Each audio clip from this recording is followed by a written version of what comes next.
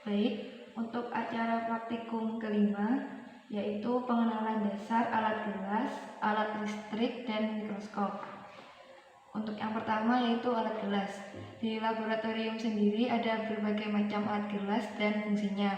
Yang pertama yaitu ada kaca arloji. Kaca arloji di sini berfungsi sebagai tempat, biasanya untuk tempat menimbang bahan kimia. Biasanya itu kalau enggak berbentuk serbuk atau padatan. Kemudian ada Erlenmeyer. Erlenmeyer di sini tempatnya yaitu dapat digunakan sebagai pencampur larutan atau biasanya kita mereaksikannya di Erlenmeyer, memungkinkan. Kemudian ada corong gelas. Corong gelas di sini berfungsi sebagai tempat untuk menuangkan cairan agar tidak berantakan. Nah, untuk cara menggunakan corong gelas, corong kaca di sini sama kayak kita mau menuangkan cairan satu ke tempat yang lain, yaitu diletakkan di mulut tabung reaksi atau Erlenmeyer atau gelas ukur, kemudian dituangkan cairannya melalui corong gelas ini. Selanjutnya ada gelas ukur. Nah, gelas ukur di sini fungsinya sebagai tempat kita untuk mengukur berapa volume cairan yang akan kita gunakan. Jadi biasanya kita menggunakan gelas ukur dengan skala tertentu. Dan di sini udah ada skalanya. Jadi misal kita mau mengambil cairan sebanyak 40. Nah, 40 mili. Jadi kita menggunakan corong gelas, corong kaca, kemudian dituangkan ke sini sampai menyentuh angka 40. Selanjutnya ada cawan Petri atau Petri dish. Nah, Petri dish di sini berfungsi sebagai tempat meletakkan atau menyimpan zat kimia, bukan zat kimia, kayak tempat perbanyakan mikroba atau media juga bisa digunakan di cawan Petri. Jadi misalnya ada media, kita bisa simpan di cawan Petri. Selanjutnya ada batang pengaduk. Batang pengaduk ini sama seperti spatula, jadi dia berfungsi untuk menghomogenkan juga antara zat terlarut dan pelarut, sama kayak kita ngaduk pakai sendok fungsinya. Selanjutnya ada pipet tetes. Ini sama kayak yang sudah kita jelaskan di video praktikum sebelumnya, untuk mengambil cairan dengan skala tetes. Selanjutnya ada labu ukur atau labu reaksi. Fungsinya yaitu sebagai tempat untuk mengencerkan endapan dengan ketelitian yang tinggi dan juga biasanya kapasitasnya itu lebih banyak. Jadi nanti sama kayak gini untuk cara penggunaannya. Nah, selanjutnya ada beker glass atau gelas kimia. Beker glass ini juga ada skalanya. Nah, fungsinya yaitu untuk menyimpan larutan yang sudah ada. Jadi bisa disimpan di sini untuk digunakan selanjutnya. Selanjutnya ada tabung reaksi. Nah, tabung reaksi di sini berfungsi untuk mereaksikan zat. Jadi, untuk tabung reaksi di sini ada berbagai jenis juga. Ada yang berdasarkan ketebalannya. Jadi ada yang tebal dan ada yang tipis di sininya. Nah, biasanya cara menggunakan tabung reaksi itu kita goyangkan. Ini biasanya itu. Selanjutnya ada rak tabung reaksi. Nah, rak tabung reaksi ini untuk tempatnya tabung reaksi, bisa digunakan sebagai tempat penyimpanan juga, supaya saat kita mereaksikan zat atau menggunakan tabung reaksi yang ada zatnya, bisa kita letakkan di sini. Selanjutnya ada mikro pipet volume. Nah, pipet volume di sini sama seperti pipet tetes pada video praktikum kemarin, yaitu mengambil cairan dengan skala tertentu. Dan ini tingkat keakuratannya lebih tinggi karena ada skalanya daripada pipet tetes. Ini alat yang digunakan untuk menyedot atau rollernya untuk menyedot cairan. Kemudian ada mortar and pestle, fungsinya sama. Kalau kita lihat dari bentuk, fungsinya sama seperti ulekan. Jadi mortar and pestle ini berfungsi untuk menghancurkan zat. Biasanya bentuk zatnya itu padatan atau solid. Jadi kita hancurkan di sini kayak ngulek itu. Nah, kemudian dihaluskan. Ya. Selanjutnya ada penjepit tabung reaksi. Nah, ini fungsinya buat apa? Fungsinya itu untuk menjepit, semisal tabung reaksi ini tidak boleh disentuh dengan tangan. Dalam hal ini yaitu kondisinya panas, jadi kita nggak bisa menggunakan tangan atau kontak langsung. Jadi kita menggunakan penjepit tabung reaksi. Jepit. Cara penggunaannya. Selanjutnya ada ini kurs porselen. Ini ada kurs porselen. Nah, di sini itu berfungsi sebagai tempat endapannya zat. Jadi setelah menggabungkan, kita panaskan, nah zatnya akan tertampung di sini. Nah, selanjutnya ada plat tetes. Plat tetes di sini berfungsi sebagai tempat untuk mereaksikan bahan dalam jumlah yang kecil. Jadi misalnya kita pakai serbuk. Nah, serbuknya itu masanya atau beratnya itu kecil. Jadi kita gunakan di sini, kemudian direaksikan. Atau juga bisa digunakan sebagai tempat pengujian keasaman atau pH. Biasanya menggunakan plat tetes. Selanjutnya ada labu ukur. Labu ukur ini juga sama, yaitu mereaksikan zat, tapi tingkat keakuratannya itu lebih tinggi daripada yang tabung reaksi. Selanjutnya yaitu ada alat yang namanya buret. Nah, di sini fungsinya untuk melakukan titrasi dan juga untuk mengukur volume suatu larutan.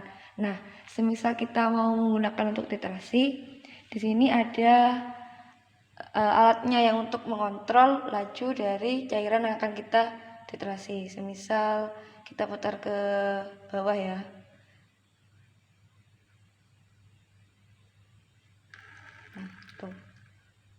Nah, ini kita atur untuk tetes per tetes atau kita buat deras cepat. Nah, ini semakin cepat. Nah, kita ke atas untuk memperlambat atau stop. Nah, sama. Nah, untuk pemasangan buret sendiri yaitu di batang penjepitnya itu kita tekan dan kita masukkan. Sudah. Selanjutnya selain ada alat yang terbuat dari kaca, juga ada alat praktikum yang disalurkan dengan listrik. Di antaranya ada hot plate. Jadi ini berfungsi untuk memanaskan bahan praktikum. Nanti bahannya diletakkan di sini, kemudian kita nyalakan, kita atur berapa. Selanjutnya ini adalah tempat pengatur untuk panasnya, jadi berapa derajat Celcius yang digunakan. Nah, jangan lupa sebelum digunakan dipasang dulu colokannya. Selanjutnya untuk alat yang tersambung dengan listrik, di depan kita ada autoclave. Ini berfungsi sebagai sterilisasi basah. Jadi yang pertama yang harus kita lakukan untuk menggunakannya, mencolokkan ke stop kontak terlebih dahulu. Setelah itu kita tekan tombol ininya. Sebelum itu kita masukkan dulu barang-barangnya. Nah, ini ada alat buat penjepitnya ya, kan kayak gini. Bisa kita buka, baru ditarik ke samping. Setelah itu, nah di sini kan ada keranjang. Di sini perlu diketahui ada 2 keranjangnya, 1, 2 itu di bawah. Nah, kita isi sebelumnya alat-alat yang ingin disterilisasi hendaknya sudah dibungkus dengan kertas. Supaya apa? Supaya tidak merusak alat atau bahan itu sendiri. Alatnya kita masukkan seperti ini contohnya ya. Ditata rapi, kalau sudah kita tutup lagi.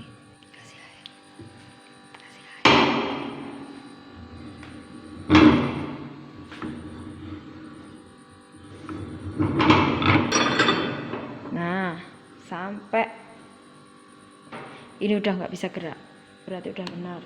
Selanjutnya kita ke on dan off nya, kita nyalakan. Nah, akan menyala ya sampai ada bunyinya nanti black. Nah, kalau udah berarti, nah karena ini kita sedang nggak melakukan, ini kan udah selesai. Kalau N itu artinya ya proses sterilisasi kita udah selesai. Dan ini bisa dilihat ini untuk mengatur timernya yang kita inginkan. Selanjutnya yaitu ada oven. Jadi untuk oven seperti biasa kita nyalakan stop kontaknya. Kemudian kita masukkan bahannya dengan cara ini yang ditarik. Nah, kita tata. Oven ini bisa digunakan juga untuk sterilisasi kering atau mengoven bahan-bahan. Kemudian kita tutup lagi. Nah, baru kita nyalakan. Karena ini belum dicolokkan jadi nggak nyala ya. Seharusnya ini ada nyala. Kemudian ini untuk mengset waktu-waktunya. Nah, untuk mematikan lagi kita tekan. Ini sudah mati. Selanjutnya alat yang berhubungan dengan listrik. Di depan kita ini ada LAF atau laminar flow. Nah, ini digunakan untuk kegiatan yang biasanya bersifat untuk sterilis, yang dia itu kayak buat kuljar, kemudian intinya dia itu butuh yang steril. Nah, untuk penggunaannya seperti biasa ya, kita nyalakan stop kontaknya. Kemudian kalau ini untuk membukanya ini diangkat, ini ditarik, diangkat, ini bisa. Kemudian kita melakukan kegiatannya itu di dalam. Nah, yang perlu diketahui di dalam ini kita di depannya atau di dalam sana kita tidak boleh sering berbicara. Karena apa? Kalau kita sering berbicara nanti bisa terkontaminasi. Kemudian kalau di sini biasanya kita yang sering digunakan, yang biasa digunakan itu ada sterilisasi dengan panas, kita menggunakan bunsen. Jadi nanti ada jarum aus kayak gitu. Jadi semua alat yang akan kita pakai itu harus disterilisasikan dulu lewat api di atasnya. Termasuk tangan kita sebelum masuk itu harus disemprot dengan alkohol.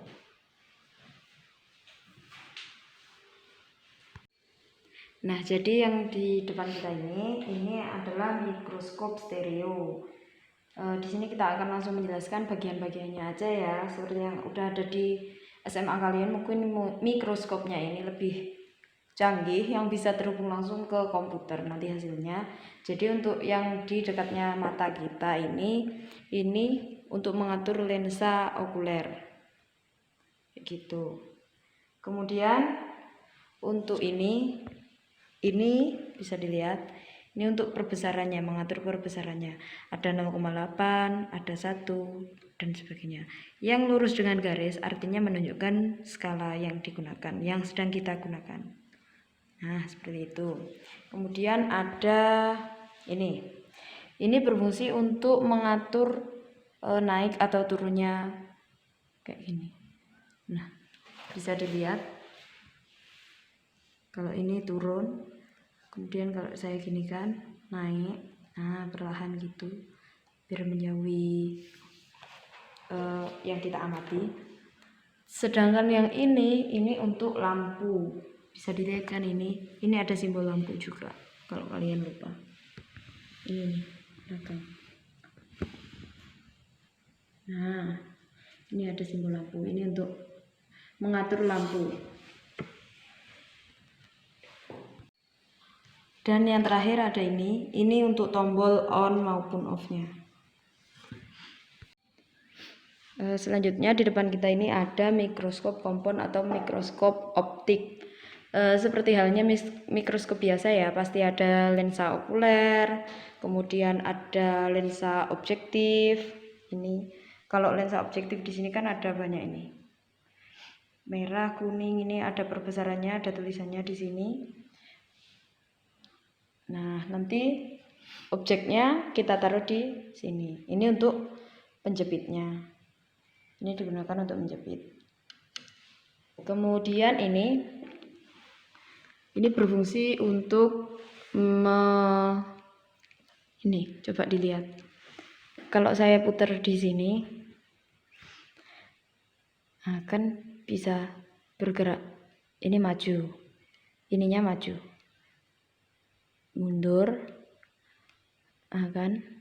Nah, yang ini untuk geser kanan maupun kiri. Seperti itu. Terus untuk yang ini untuk mengatur cahaya. Kemudian yang ini untuk mengatur fokus dari mikroskop tersebut. Dan yang ini ada diafragma. Diafragma kalau di mikroskop biasa. Kemudian ini tombol powernya, on off-nya. Nah, yang ini yang berbeda dengan yang biasanya kalian lihat, ini sebagai penghubung. Makanya mikroskop ini langsung terhubung ke komputer. Jadi hasilnya nanti kita bisa lihat dari lensa okuler ataupun dari layar monitor. Seperti itu.